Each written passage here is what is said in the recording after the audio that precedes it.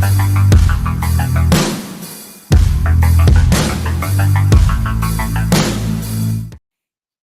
I'm Lou Eisen, a boxing writer and historian, hopefully soon to be author if I get my book done in time. And this is Ring Talk. And we're going to talk today about the greatest single fighting machine that ever walked the face of this earth, and that's Joe Louis. Joe Louis that beat Max Schmeling in 1938 after he won the world title is the greatest single prize fighter in any weight class that ever lived. He beats anyone before him and everyone after him. No one would have stood up to him. A lot of people today will say, and they're young. I'm lucky I have the experience of age of being 62, but a lot of them will say, well, Deontay Wilder is the greatest of all time, which is laughable, or Tyson Fury or Anthony Joshua. Those three plus Klitschko wouldn't have gone more than 2 rounds of Louis. Louis destroyed guys that were bigger than him. And Louis was the perfect fighting machine. He was designed that way. He was trained that way. He wasn't born with that. By Jack Blackburn, one of the all-time great, top several trainers of all time, who's sort of been lost to history. He was a great black lightweight, 6'1", never weighed more than 135 pounds, but just beat the hell out of heavyweights. The weight divisions were enforced back when he fought in the 1890s, early 1900s. And Blackburn, when he originally met Joe Louis in the early 30s, wasn't going to train him. He said, I've got no truck with a black fighter. He thought because of what had happened with Jack Johnson, and he was right to an extent. Black fighters just weren't going to be given a chance to ever fight for a world title, especially a heavyweight world title. So he just said no. But the money they offered him, that Louis's managers, Julian Black and John Roxborough offered him, was so great. You know, at a time when he was lucky to make 50 a week, and now they're offering him like 1,000 a week, he couldn't turn it down. And so he took on Louis, and everything you saw Louis do in the ring, the triple left hooks, the incredible left hook off the left jab that knocked people out, knocked their teeth out, the straight right hand that traveled 4 inches, the uppercut, you know, that was followed by a right hook, all those different punching combinations, always ending every time throughout his career, and every fight ending with a left hook, which left him perfectly balanced. That was all Jack Blackburn. That was him teaching him all day, every day. And Joe Louis, the immortal Joe Louis, was born near Lafayette, Alabama, May 13th, 1914. And the interesting thing about Louis was his real name is Joseph Louis Barrow, but his father, Monroe Barrow, was put in a mental institution, and then his mom, Lily, was told that he had died, but he hadn't died. And we don't know if that was deliberate or if that was clerical error. So they moved to Detroit from Alabama, where Joe Louis and his adopted father, I guess, her second husband, got a job at the Ford plant. Because before that, they were sharecroppers. And, you know, being a sharecropper was just legalized slavery. You'd make no money. And any money you made had to pay off the white farm owners. So Louis moved to Detroit. He works in the plant there at Ford, lifting these huge motors and putting them in cars, developing these muscles. He would also deliver 50 to 100-pound blocks of ice up 8, 9, 10 flights of stairs. This was an incredibly strong kid. His mother wanted him to be a violin player, so she gave him money for that. And he went a couple times, but his friend Thurston McKinney knew that he liked sports, and so why don't you try boxing? So he goes to a gym, the Brewster gym in Detroit, and first day he walks in, there's very young Eddie Futch, and they became close friends. And he walks in, and he likes it, and he starts working out, but in his first fight, he gets knocked down something like 7 or 8 times. He doesn't know what he's doing. But over time, he's picking up rudiments of the sport, and he was able to get by on his power alone. So he wins the AAU light heavyweight title, and then he turns and becomes a pro. And Roxborough and Black had seen him, and they knew that he had potential.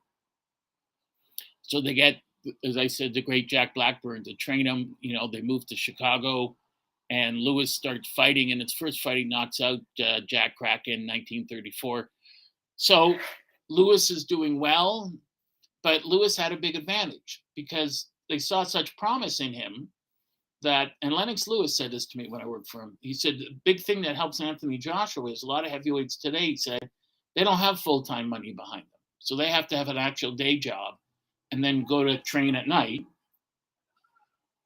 or they go train in the morning and then go to work. He said, Anthony Joshua doesn't do that. Boxing is his whole life. And that was the same with Lewis. Lewis spent his whole life doing that. He didn't have to worry about that. So Lewis is training in Chicago under the authority of Jack Blackburn. He's turning him into just this incredible fighter and showing him what to do. And he's also telling him when he gets fighters hurt, don't be too eager. Be relaxed. I will tell you when to go for the knockout. And it was Blackburn who said, when you hit the guy with the right hand and stun him, the next thing you want to do is throw a left hook to the liver, bring his arms down, and then come back up with a left hook to the head, a right hook, and that uppercut, another shot, and the man's gone. So at this time, Jersey Joe Walcott, who was born January 31st, 1914 in the North, in New Jersey, and he came from a large family. His father is from the West Indies, and his father would tell him stories about the original Joe Walcott. Walcott's real name was Arnold Raymond Cream. In fact, his father's name was Crime, C-R-I-M-E. But the original Walcott was from Barbados, as was Jersey Joe's father. And his accent was so thick when he said crime, it came out as cream. So his father legally changed her name to Cream. So Jersey Joe's growing up hearing all these great stories about the young Barbados Joe Walcott. He wants to be a prize fighter, and he starts out, but he's doing well when he starts out, but then the depression hits. He's married, he has kids, he's got to take day jobs. He can't really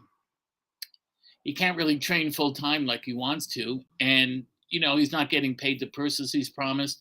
He's beating good fighters, but nothing's happening in his career. He's just not advancing. No one cares. Ironically, he was trained by Jack Blackburn when he was training in Philadelphia. And Blackburn then saw Lewis and thought, well, I'm getting $50 every week if this guy can afford that. But these guys are going to pay me $1,000 a week to train Lewis. So he has to go and train Lewis. Walcott worked as a sparring partner part-time with Joe Lewis, so he knew a little bit about him. But Lewis' career was rising, and Walcott was just fits and starts. And finally, Walcott is getting frustrated. He gets stopped by two run-of-the-mill, I wouldn't say run-of-the-mill, but two of the heavyweights around that time, Alatorre and Great Big Ape Simon, who Joe Lewis butchered twice and knocking him out. And you never fought Joe Lewis twice. You fought Joe Lewis twice, it was a death wish, because whatever happened in the first fight, he may beat you in the first fight. Second fight, he would just eviscerate you. So Walcott gets stopped by these two guys, and he's really upset. And so he just says, forget it, screw boxing. And he gets a job in a defense plant factory during World War II, and he's making really good money. And he doesn't want to give that up. And once in a while, somebody will say, hey, Joe, we got to fight for you. We'll pay you whatever, a couple grand, and just fight this guy and do what you can. We need you basically as an opponent. But he does. He says, great, extra money, $2,000 for one night. I'll do that. I got 6 kids. I can afford that. And he goes, I need that. So he goes and he does this. And he keeps fighting. And one night there's a mob guy, Felix Buccaccio, who's there. And Buccaccio worked for Frankie Carbo at that time, who is the mob underworld czar of boxing, and he controlled boxing. And sometimes in life, it just takes one person to say, I believe in you. And Buccaccio was the guy that did that with Jersey Joe Walcott, and he saw him and he said, I think you've got the ability to go all the way. And Walcott's, his attitude is, I've heard that before. I've heard that from 100 different managers. And Buccaccio says, I'll tell you what I'll do. I'll put my money where my mouth is. You can quit your job. I'll pay you twice what you're getting paid at the defense plant. You just train. And so he gets back into the sport, and he starts fighting, and he starts doing well. He doesn't have to worry about paying rent, buying food, because, I was up late. Because Buccaccio's paying for him. He's paying for all this. And so now he can devote his whole time to boxing. And Jersey Joe Walcott was a real cutie in the ring. He was a real slickster. Joe Louis' career is going along really well. He's destroying everyone in his path. And then he happens to meet Max Schmeling, the former champion who thought to be over the hill. Louis didn't train for that fight. He didn't train the way he should have. Ate a lot of ice cream, played a lot of golf. His trainer, Jack Blackburn, said golf muscles aren't the same muscles you use in boxing. Louis didn't care. He was reading, it was hubris. He was reading his press reports and he thought, I'll just hit once and he'll go. But Schmeling said, I see something. I've seen something in his fighting stature, in his a mistake that he makes, a flaw in his artillery. And the flaw was Louis was taught, as all fighters are taught, if you're an orthodox fighter, you throw the jab, but the minute you throw it, right back. Throw it and then back in case a counter comes over, you can catch it. Well, he wasn't doing that with Schmeling, and he didn't do it in the previous fights because everyone he fought was terrified of him. So he would throw it, and then he would just drop it. So Schmeling said, I can capitalize on that with my right hand. But as Schmeling knew, Schmeling said, I can only do it once. If I do it in the first or second round or whatever round, and I miss, he's going to know I'm on to him. And then when he gets back to the corner, Blackburn's going to say he's trying to counter you with the right hand. Keep that left up. Don't let him do that. But it didn't happen. And Louis had been annihilating guys that were, former champions. And, he destroyed Max Baer. Baer had a great comment. They asked Max Baer what the definition of fear it was. And he said, standing across the ring from Joe Louis and knowing that he wants to go home early. So he fights Schmeling, and first couple rounds are even, and Louis is throwing that left hand, and he's dropping it, and Schmeling's sort of moving a bit forward, but he's not throwing it. He just throws a jab. And in the third round, Louis throws a jab, and Schmeling takes it, and Louis drops the hand. Schmeling leans forward, bang, right hand. And Louis sort of had a funny look in his face, and his legs buckled. And he went back a couple inches, and then Schmeling was on him instantly, drops him in the third round. Louis was out for the rest of the fight, next 9 rounds. And Schmeling kept beating him up, and Louis didn't remember anything beyond the third round. People were screaming. Louis's mother was screaming. Lily was screaming, let's stop the fight before they kill my son. So he beats him up really bad. Then he knocks him out in the 12th round. And Louis, the newspapers back then were so racist in the things they said about him. Barney Nagler had a great comment. He said, I never liked Grantland Rice, this great writer of baseball and boxing. He said he was nothing but a pure anti-black, anti-Semite son of a bitch. And Rice had written the most, that Louis was a jungle savage. He said he was like all black people. He was ignorant, couldn't read, couldn't write, couldn't do this. All he knew how to do was to hurt people. And that was complete BS. But Rice was a bigot, a hardcore bigot. And so Louis had to take his lumps. His head was swollen something like twice his normal size. But they thought the best thing for him was, rather than let him sit and mope, they got him back in the ring right away. So he beats former champ Jack Sharkey. He knocks out all these other guys, and then he fights James J. Braddock. And, for the world title in Chicago. And right when the fight starts, he goes out after Braddock. Braddock drops him immediately. And Louis jumps up without taking a count. So when the round ends, Jack Blackburn says, what are you doing? Well, I wanted to get up. Right, but you should take a 9 count and clear your head. And he said, you don't lose the round any less because you got up quicker. That doesn't make sense. He said, Joe, you got to use your brain. He knocked you down, take a 9 count, clear yourself. And Louis says, but I didn't want anyone to see it. But it already happened, so you can't go back in time. So he said, he grabs Louis's face, and he said, it happened, it's in the past. New fight starting now, okay? And Louis goes out, and because Blackburn has said, Braddock's not a bum. He was a world heavyweight champ. He's a pro. He knows what he's doing. And so he just said to go out there, keep using the jab, keep hitting the right hand to the body, because Braddock was arthritic in his body. And he could barely raise his left hand because it was arthritic. So he kept pounding his left arm and in his body. And after the 7th round, Blackburn said, it's time. Go out there, jab, right to the body, then just throw the right to the chin, get him out of there, save him the punishment. And he did. And now he was the world champ. I wanted to say one important thing about Louis. People often throughout his career called him sullen, arrogant or not bright. That's completely untrue. They don't know. Those people would say that knew nothing about the man. When Joe Louis, from a very young age, and it showed at times later in his life, he had a very pronounced stutter. I used to stutter too, and when I become very angry or excited, my stutter will come out still. And Lewis's stutter would come out, and people would make fun of it. So he just didn't speak, and he had trouble controlling it. He was naturally shy and self-effacing. So the thing about Lewis was, when you saw him speak, it took him his whole career to be comfortable in front of white reporters. So when you would see him do promo films for the Army, they'd be very brief. I'm Joe Louis. Please give money to the Army Navy Relief Fund. But because he would stutter, he'd say, I'm Joe Louis. Please give money. And so he had to do those things over and over. But he did, because it was for his country. And rather than stutter and have all these bigoted white racist reporters make fun of him, he just kept his mouth closed. So was he a good fighter that you fought? Yes, sir. You think he's got talent? Yes. Is he good? Well, he knocked me down. I mean, that was about Tony Galento, but that was Lewis had short sentences. Nothing to do with his intelligence, nothing at all.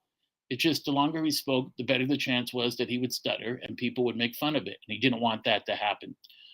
Also, Lewis had a mother wit, and he could really succinctly phrase things that really hit home and made sense that would take other people, 5-10 minutes to sum up. So, for instance, when he was fighting the great Billy Conn, and Conn said, you're not going to get him because he's going to run. And Lewis said, well, he can run, but he can't hide. In other words, it's a small ring, even though it's 20 feet. I was in the ring that Ali and Frazier fought in the first time. Even at 20 feet or 24 feet, it's still very small. But as Lewis said, it's four corners. You can't hide. I can see you wherever you are. And Lewis was a master at cutting off the ring. A bigoted reporter once asked him, hey, Joe, I hear black fighters don't like it to the stomach. They don't like getting walloped in the belly. And Lewis just said, who does? Which was, the perfect answer. Also, when he fought Lou Nova said, I have a special plan to beat Joe Louis. And Lewis said, everyone's got a plan until they get punched in the face. Lewis said that first, not Mike Tyson. But he was right. Everyone's got a plan. This is what I'm going to do, and I'm going to do this, and I'm going to do that, and I'm going to jab, and move, and I'm going to spin him around, and then I'm going to hit him with uppercuts. And the minute you go out, bang, the first punch. And then, what was my plan again? And that was Joe Louis. Lewis would, the fight would start. Lewis would come out. That first jab hits you. 8 of your teeth are gone. Your nose is broken. Where's your plan now? So Lewis was great at that. And Lewis went through the heavyweight division like Sherman through Georgia. He cleaned it out 3-4 times over. The other thing I think it's very important to stress, and one thing that truly upsets me today is every day. People today, young fight fans today, I'm glad for the young fight fans, but they don't know anything about the majesty of Joe Louis. This was the finest prize fighter that ever lived. And they know nothing about him. And the only thing most people would know is they would say, well, he had the Bum in the Month Club. He fought those bums. None of those guys were bums. They were all top 10 ranked fighters. Look at Tony Galento's record. He beat a lot of good fighters. So did all the guys that he beat. He beat them every month regularly. So one writer said, it's the Bum of the Month. And then they called the other one bums. Bum of the Month didn't mean that the guys he was fighting were bums. It meant, and the writer wrote this, but people missed it, that Lewis's ability and skill in the ring were so superior to every other fighter on earth, were so supreme that he made even really good fighters look like bums. And to do that is to walk with the gods. That's how great Joe Louis was. And you see the same thing when Ali fought Cleveland Williams, who was a good fighter. And when he fought Liston, people say, well, Liston was old or this and that. Ali made really great fighters look that way because his skill level was so superior. And that rarely happens in boxing, but it does happen. It comes along once a millennium. And Joe Louis was that guy. So Jersey Joe Walcott is fighting and fighting and fighting. His career is revived. And now World War I happens. And this, try not to get emotional. Angela Dundee used to say to me, son, if you never met Joe Louis, if you never saw Joe Louis, you never saw the real thing. And he was right. This was the kindest person you ever met. He told me one time, Joe Louis was sitting in a bathroom stall in Las Vegas at a casino. He was sitting there doing his business. A guy asked him for an autograph, and he just went, oh, yes, sir, sure. And he signed it because that's the kind of guy he was. So Angelo's there in the casino. Joe walks up to him and says, Ange, and they'd known each other from the 40s because Angelo's brother, Chris, was probably the greatest boxing promoter of all time, and he knew Joe well. So he says, Ange, I need you to lend me $5,000, for the 21 table. And Joe thought, well, but you work here. They give you money anyways. And he said, when am I going to get it back? And Louis said, oh, you'll get it back my next fight. This was the 1970s. He said, when's that, Joe? He said, that's when you try to get the money back. That's my next fight. And so Angelo, laughed. But he said, I'll get to this part later, but everyone loved Joe Louis. So the war comes, and Louis has 2, 3, 4, a couple fights, I guess, not 4, but 2 or 3 fights for Army Navy relief. He donates his whole purse to them. And the IRS incorrectly and viciously taxed him on those purses. And so that started his mounting debt. And he could never pay it off. They're taxing him on money that he gave to them to help soldiers. And they were relentless for the rest of his life. Now, some people blame Mike Jacobs, and there's some anti-Semitism in that, the Jewish promoter who promoted him. But it's not warranted. Louis, by his own admission, said, I outspent my income. If I made $300,000-$400,000 or $500,000 a year, I spent $1 million. And Mike Jacobs said to him, Joe, it doesn't matter if you're the president or if you're the world heavyweight champ. IRS will come and they'll literally take your fingers off your hand. You have to put 50% of everything dollar you earn in a separate account for them, because they're going to start charging you interest and then interest on the interest. And he said, owing $50,000 to $75,000 will soon balloon up to $600,000 or $700,000. And Louis did not listen. People that aren't brought up that way, and it happens today, unfortunately, with athletes, they don't know. It's the guy who came from dire poverty to a lot of money.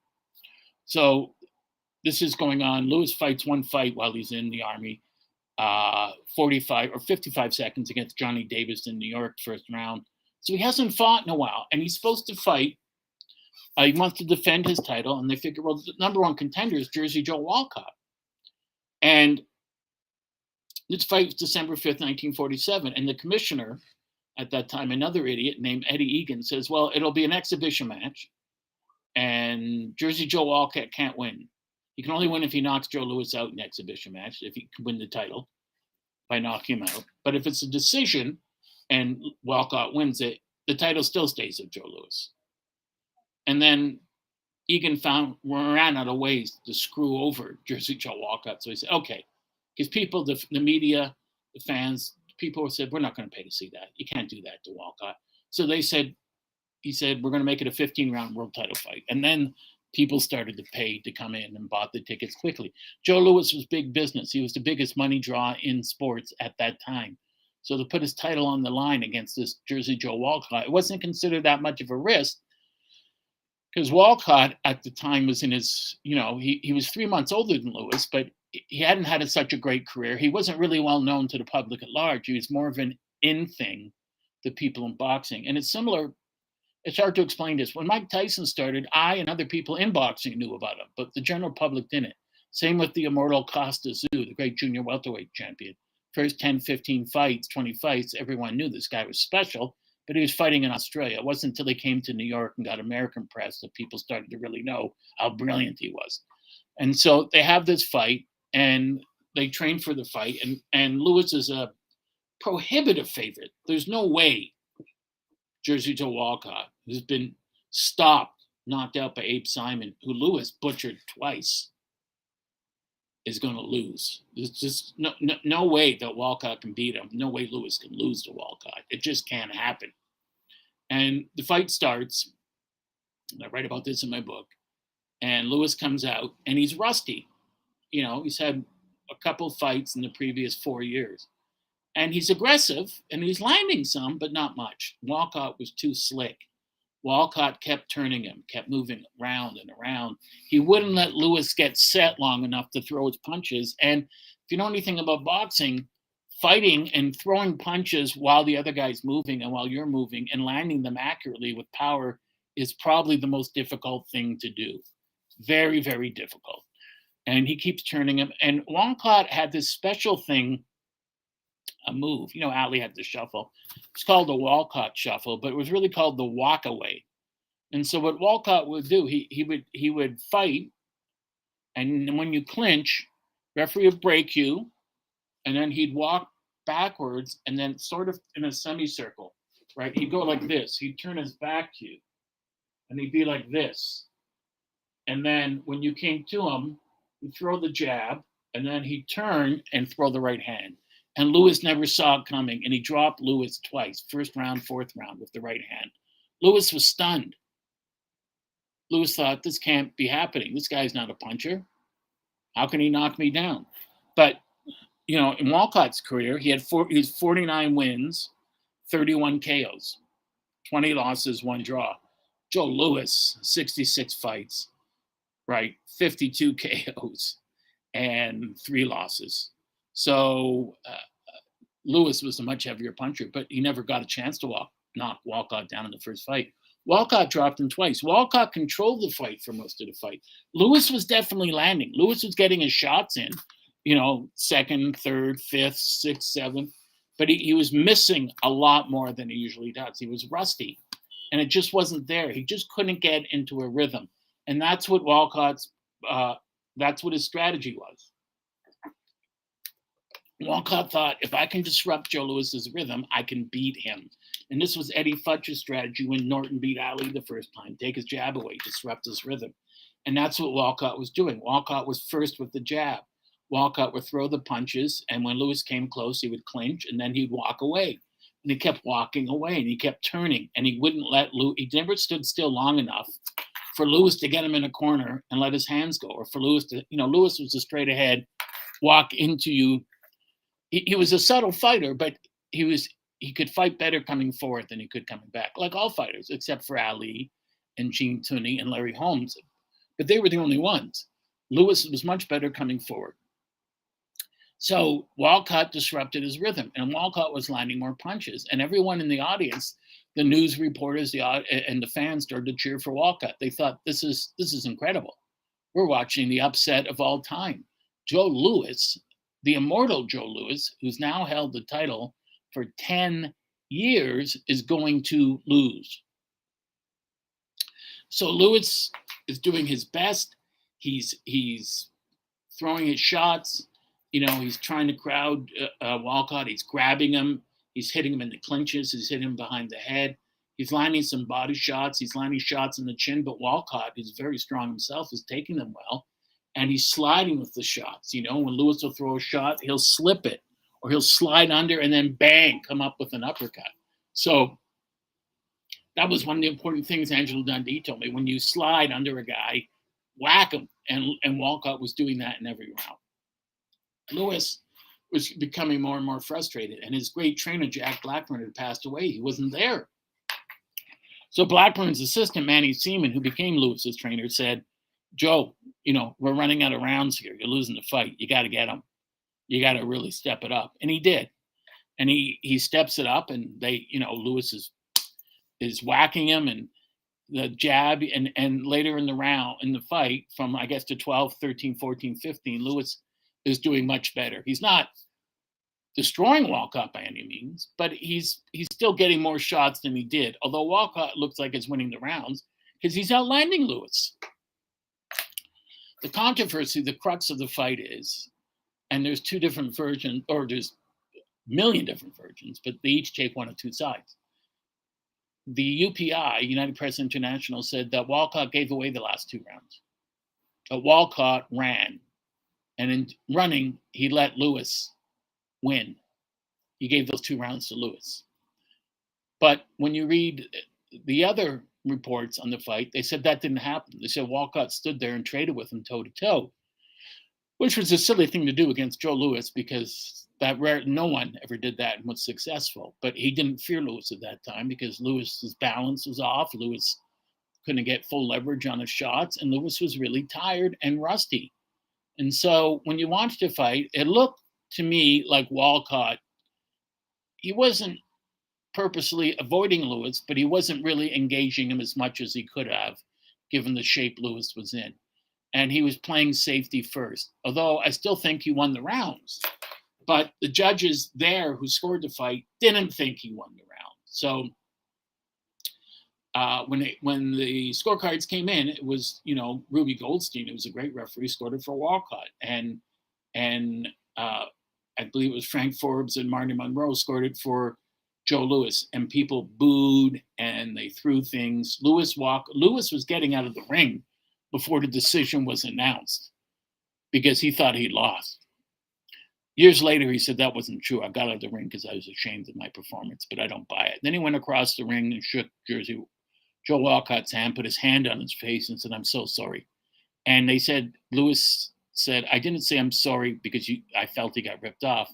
I said I was sorry because I hadn't fought a good fight."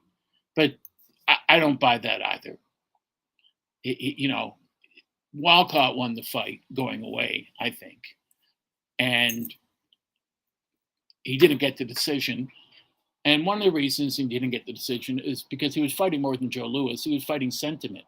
And also, Walcott wasn't big money. To lose Louis would have been to lose tens of millions of dollars for professional boxing because all the ancillary businesses made money. If Joe Louis was fighting and winning, then the people that sold concessions did well. The people that had the restaurants near, Madison Square Garden and Yankee Stadium, all those places in New York, they all did well because Joe Louis won.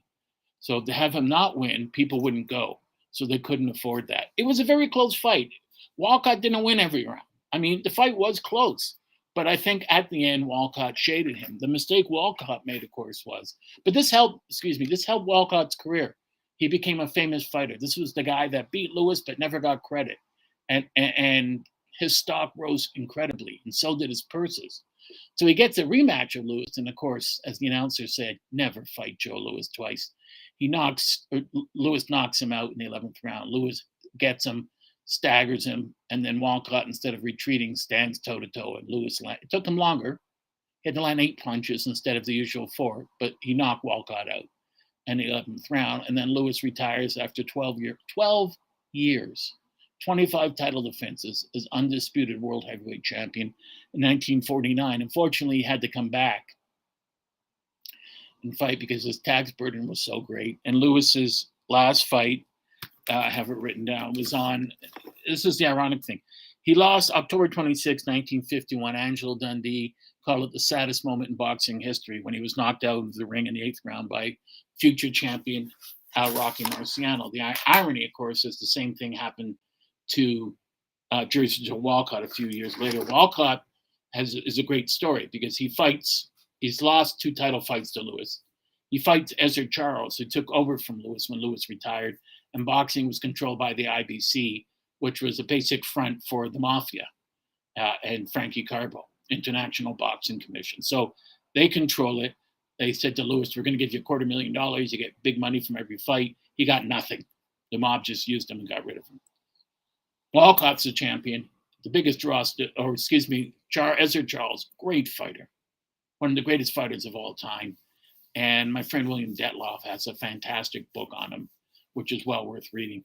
And so Walcott fights Charles twice, and he loses by decision. And they're looking for another title defense. And every time they think of someone, no, won't draw. That guy won't draw. They're not going to pay to see that. Well, let's give Walcott another chance. Walcott's the only name because people are rooting for him. And in the next fight, their 3rd fight, Walcott's 5th, and probably his last chance of getting a shot at the world heavyweight title, Walcott knocks Charles out with a left hook. You may have seen it on YouTube. If you haven't, go watch it. Beautiful, actually left uppercut, my mistake, on the chin, 7th round. Charles is out. Walcott has now reached the summit of his dreams. He's at the top of the mountain, the highest on it with the brightest flame, the world heavyweight champion. And everyone's so happy for him because he's such a great guy. He makes his first defense against the great Rocky Marciano in Philadelphia, and he's winning. He drops Marciano in the first round. He said Marciano's a crude slugger, which wasn't true. And of course, Marciano's hitting him on the arms and breaking blood vessels and busting his ribs, just pounding him for the whole fight. And then in the 13th round, Marciano throws the greatest right hand in boxing history and knocks Walcott out. And then they have a rematch a year later, and he knocks Walcott out in one round. And, you know, it's ironic that both Walcott and Lewis were stopped by Marciano. That's the guy that ended both their careers. But Walcott went on to work as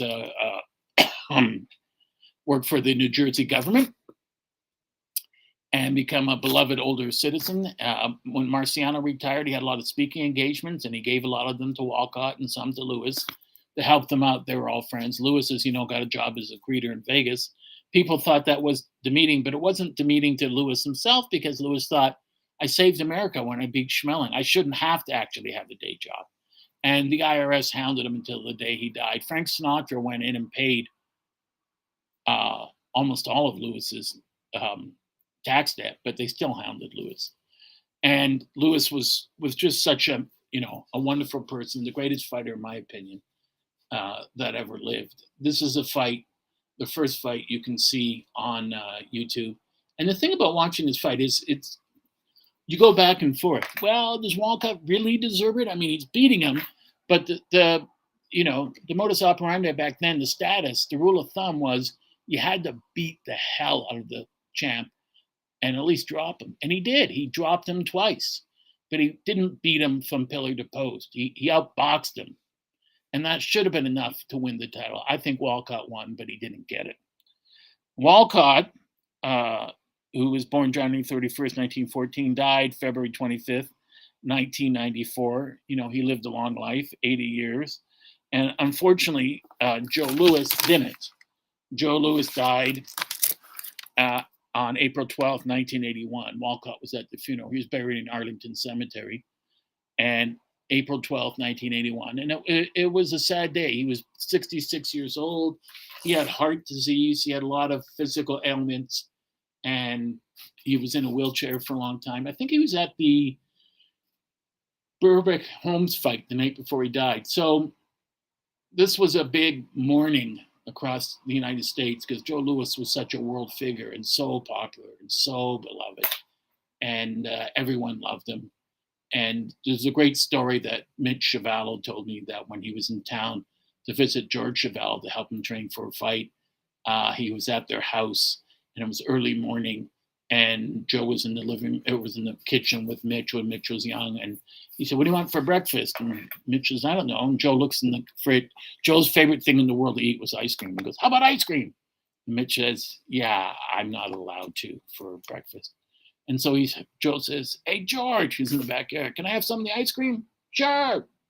And then he's giving it to Mitch, and they're eating it. And of course, Mitch's mother comes down.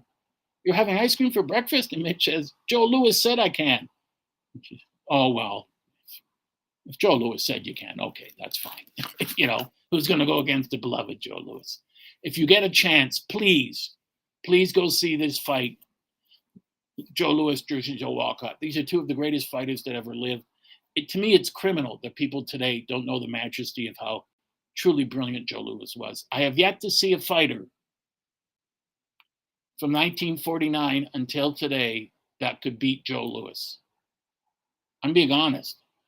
The only one that would give him a chance, would do well, I think, would be Ali. But that would be it. Anyone else, he would catch up to. I really believe that. Foreman would be a great fight. Larry Holmes would be a great fight. But other than Ali, I don't see anyone beating him. Louis was the perfect fighting machine. He was the creation of the gods. He descended from the heavens to show us what perfection in prize fighting was. And then he was gone. It was like a souffle to be enjoyed for that moment for all time. That was the majesty of Joe Louis. Jersey Joe Walcott was a great fighter that, because of depression, didn't get his chance for a long time and didn't get a chance to train properly. But when he did, And you look at Jersey Joe's physique, he was an incredibly strong guy, intellectually a brilliant fighter, great man, and boy, could he fight. And when given the right chance, he became the undisputed world heavyweight champion. You also saw him in the movie The Harder They Fall with Humphrey Bogart, Bud Schilber, who I was lucky enough to meet and get to know on the set of Cinderella Man, put him in that film. And just a wonderful person, Jersey Joe Walcott. Watch the first Walcott fight with Joe Louis and then watch the second fight. You won't be disappointed. I want to thank you for watching Ring Talk on this rainy, windy Sunday afternoon here in Toronto. I hope you're doing well. Please keep loving boxing. My name is Lou Eisen, and we will see you again next week, same time. Be well.